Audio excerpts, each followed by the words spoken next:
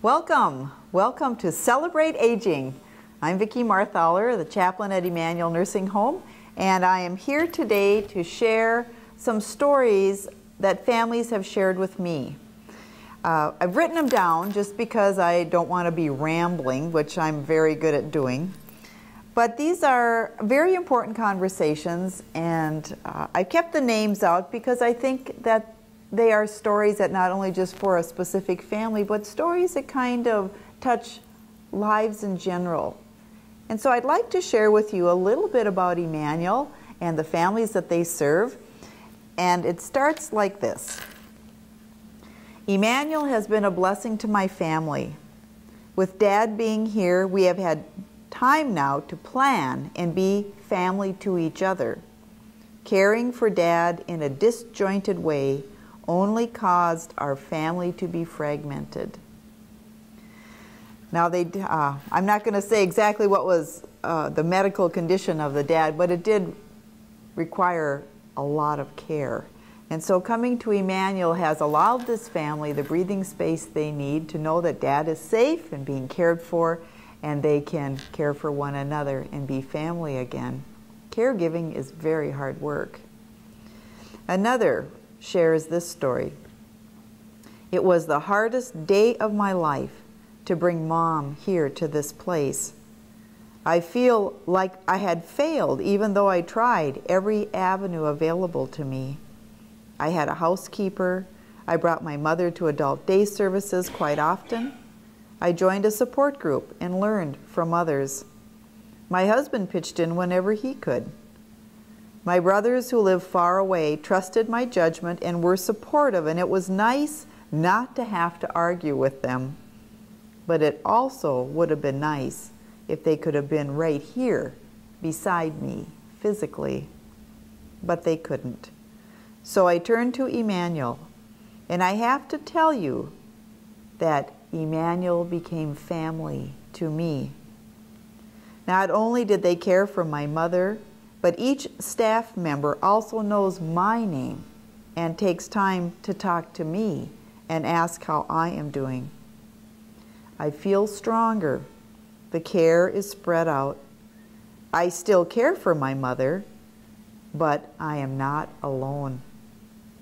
Mom is actually improving. Well, her dementia isn't getting any better, but she is gaining weight and seems more content. It brings me peace of mind and heart. I did my best when I had her at home, but now I know how tired and worn out I was getting myself. My husband appreciates having me back again. I'm not sure where I went, but caregiving is a consuming task, and I didn't realize how much of me was gobbled up in giving my mom care. Well, what a heartfelt message from this lady, thinking about her mom, and obviously we want to care for our parents and be there for them just as they were there for us when we were small and growing up. But sometimes it takes more than a person. Sometimes it takes more hands. And so we get to this third story, and it's about a couple who experienced life-changing events. The wife begins, "My husband had a stroke. It is still hard to believe. He was always so active and busy. Our retirement years were at one time eagerly awaited so we could travel and camp and see the States. But now life has changed. At first, I thought we could manage at home if we made the house handicapped accessible. How I wish that would have been enough. But I wasn't ready for the short nights of interrupted sleep. My husband couldn't lay in one spot long before he became achy and uncomfortable. He had to use the bathroom often, and sometimes he didn't realize that he had to go. It took both of us to get him up and out of bed. And I hate to admit it, but when I was tired, we often tumbled to the floor a few times together. It's amazing we didn't break any bones. I had to admit that at my retirement age, I wasn't strong enough to maneuver my 6-foot husband around safely. I wasn't prepared for the days that circled around his care. He couldn't do much without help. I was used to having him help me or being out in his shop. I was finding out that it was hard for me to concentrate on anything, even ordinary housework or the planning of meals. Our kids wanted to help, but they lived states away. It wasn't feasible for them to be in the house when I needed the help. I did make use of some home health services, which was wonderful. But when a person needs 24-hour care, even someone coming daily isn't often enough to fill the days and nights. This winter, when I came down with a horrible cold, it progressed into bronchitis. I coughed all night long. So run down, I needed care myself. And that's when the hard decision was made to come to Emmanuel. The social worker and the nurses and the caregivers there have been exceptional.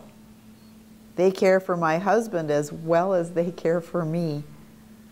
I'm feeling stronger physically, and I find out that I need my physical strength to help me work on my emotional state.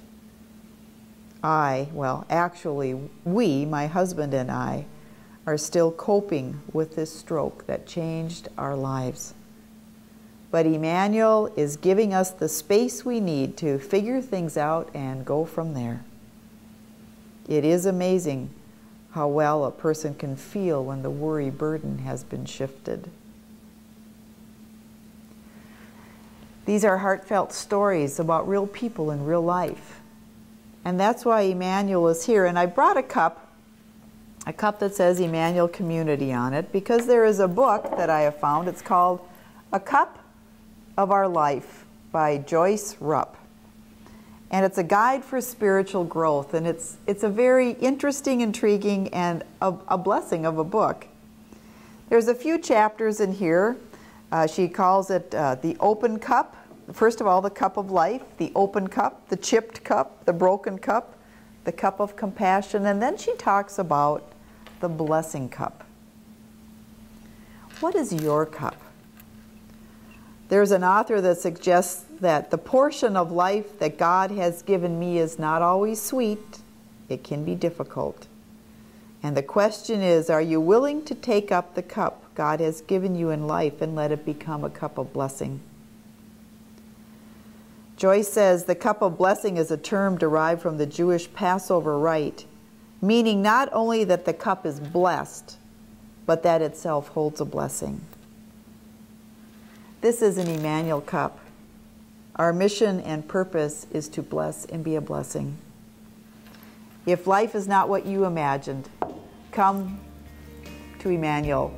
Let us sit around and share a cup together and see that indeed we can bring blessing and be blessed. This is Vicki wishing you the best day ever.